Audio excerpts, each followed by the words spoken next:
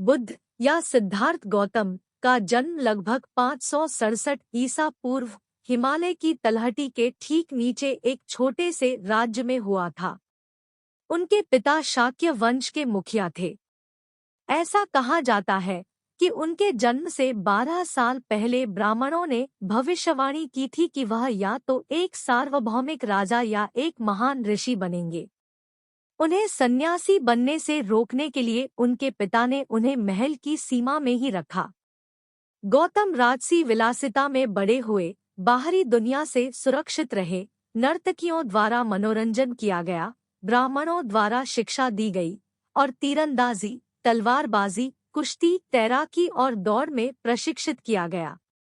जब वह वयस्क हुआ तो उसने गोपा से विवाह किया, जिससे उसे एक पुत्र प्राप्त हुआ। उनके पास, जैसा कि हम आज कह सकते हैं, सब कुछ था, और फिर भी यह पर्याप्त नहीं था। कुछ कुछ उसकी अपनी छाया की तरह लगातार उसे महल की दीवारों से परे की दुनिया में खींच लाया। वहाँ कपिलवस्तु की सड़कों पर उन्हें 3 साधारण चीजों का सामना करना पड़ा: एक बीमार आदमी, एक बूढ़ा आदमी और एक शव जो जलती हुई जगह पर ले जाया जा रहा था। उनके आराम के जीवन में किसी भी चीज। इन कार्यों के साथ सिद्धार्थ गौतम उन पुरुषों के एक पूरे वर्ग में शामिल हो गए जो मुक्ति पाने के लिए भारतीय समाज से बाहर हो गए थे। विभिन्न प्रकार के तरीके और शिक्षक थे, और गौतम ने कई लोगों की जांच की: नास्तिक, भौतिकवादी, आदर्शवादी और द्वंद्ववादी। हमारे समय के विपरीत गहरे जंगल और खचाखच भरे बाजार हजारों तर्कों और विचारों की आवाज से जीवंत थे। गौतम अंततः 2 शिक्षकों के साथ काम करने लगे। अर्दा कलामा से, जिनके 300 शिष्य थे, उन्होंने सीखा कि शून्यता के क्षेत्र में प्रवेश करने के लिए अपने मन को कैसे अनुशासित किया जाए। लेकिन भले ही अर्दा कलामा ने उन्हें एक समान के रूप में रहने और पढ़ाने के लिए कहा, उन्होंने माना कि यह मुक्ति नहीं थी और चले गए। इसके बाद सिद्धार्थ ने उद्रका रामपुत्र से सीखा कि मन की एकाग्रता में कैसे प्रवेश किया जाए, जो न तो चेतना है और न ही बेहोशी। लेकिन इससे भी मुक्ति नहीं मिली और सिद्धार्थ ने अपने दूसरे गुरु को भी छोड़ दिया। 6 वर्षों तक सिद्धार्थ ने 5 साथियों के साथ तपस्या और एकाग्रता का अभ्यास किया। वह निर्दयतापूर्वक गाड़ी चलाता था, दिन में चावल का केवल 1 दाना खा। जब उन्होंने अधिक पर्याप्त भोजन लेने और तपस्या त्यागने का निर्णय लिया तो उनके 5 साथियों ने उनका साथ छोड़ दिया। तभी सिद्धार्थ भोजन की तलाश में एक गांव में घुस गए। वहां सुजाता नाम की एक महिला ने उन्हें दूध का एक बर्तन और शहद का एक अलग बर्तन दिया। उनकी ताकत वापस आ गई। सिद्धार्थ ने खुद को नैरंजना नदी में धोया और फिर बोधि वृक्ष की ओर चल पड़े। उसने नीचे कुशा घास की चटाई बिछाई, पैर मोड़कर बैठ गया। वह बैठा, सभी शिक्षकों की बात सुनी, सभी पवित्र ग्रंथों का अध्ययन किया और सभी तरीकों को आजमाया। अब भरोसा करने के लिए कुछ नहीं था, किसी की ओर मुड़ने के लिए नहीं, कहीं जाने के लिए नहीं। वह पहाड़ की तरह दृढ़, स्थिर और दृढ़ बैठा रहा। आखिरकार 6 दिनों के बाद उसकी आंख उगते हुए सुबह के तारे पर खुली, ऐसा कहा जाता है, और उसे एहसास हुआ कि वह जिसे ढूंढ रहा था वह कभी खोया नहीं था, न ही उसने, न ही किसी और कोडोट। इसलिए हासिल करने के लिए कुछ भी नहीं था और इसे हासिल करने के लिए अब कोई संघर्ष भी नहीं था। आश्चर्य का आश्चर्य, उन्होंने कथित तौर पर कहा था, यह आत्मज्ञान सभी प्राणियों का स्वभाव है, और फिर भी वे। शाक्यमुनि के 2 पूर्व शिक्षक उद्रका और अर्दा कलामा दोनों की कुछ दिन पहले ही मृत्यु हो गई थी, और इसलिए उन्होंने उन 5 तपस्वियों की तलाश की जो उन्हें छोड़ गए थे।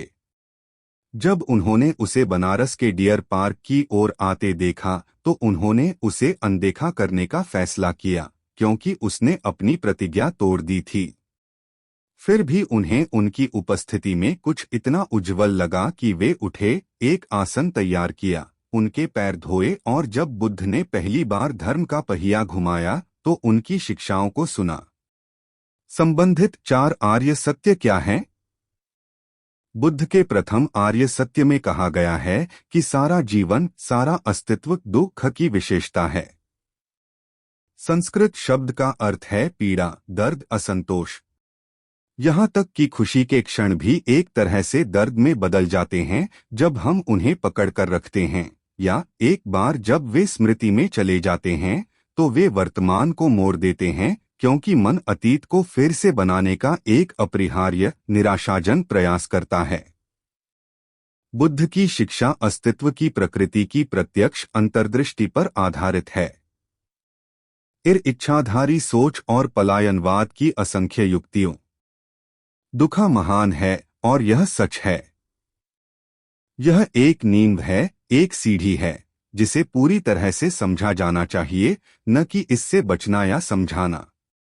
दुख का अनुभव किसी के मन की कार्यप्रणाली दूसरे आर्य सत्य की ओर ले जाती है। दुख की उत्पत्ति, जिसे परंपरागत रूप से लालसा, आनंद की प्यास के रूप में वर्णित किया गया है, लेकिन साथ ही और अधिक मौलिक रूप से निरंतर अस्तित्व की प्यास, साथ ही गैरअस्तित्व की भी।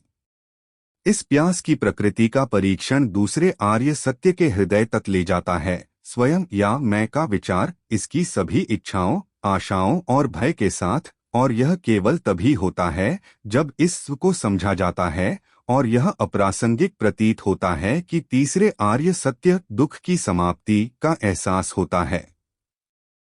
डियर पार्क में बुद्ध के पहले प्रवचन को सुनने वाले 5 सन्यासी पुरुषों, महिलाओं को बाद में प्रवेश करना था कि एक समुदाय, एक संघ का केंद्र बन गए, जिन्होंने बुद्ध द्वारा अपने चौथे आर्य सत्य में वर्णित तरीके का पालन किया। नोबल अष्टांगिक पथ। ये भिक्षु या भिक्षु सादगी से रहते थे।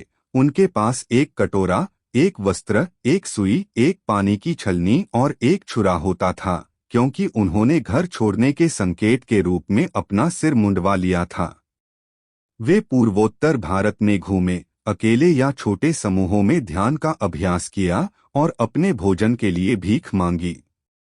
संबंधित महान अष्टांगिक पथ। हालांकि बुद्ध की शिक्षा केवल मठवासी समुदाय के लिए नहीं थी। शाक्यमुनि ने उन्हें इसे सभी के सामने लाने का निर्देश दिया था। हे भिक्षुओं, बहुतों के लाभ के लिए, बहुतों के कल्याण के लिए, दुनिया के लिए करुणा में, अच्छे के लिए, लाभ के लिए, देवताओं के कल्याण के लिए जाओ और पुरुष। अगले 39 वर्षों तक शाक्यमुनि भारत के गांवों और कस्बों में घूमते रहे, स्थानीय भाषा में बोलते रहे, भाषण के सामान्य अलंकारों का उपयोग करते रहे, जिन्हें हर को